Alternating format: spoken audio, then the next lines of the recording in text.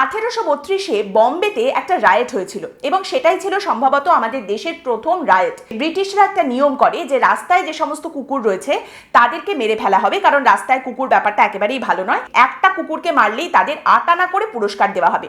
এর ফলে প্রচুর মানুষজন কুকুরদের মারতে শুরু করেন, এমনকি তারা কিন্তু বাড়ির পোষা কুকুরদের পর্যন্ত ধরে নিয়ে গিয়ে মারতে শুরু করেন।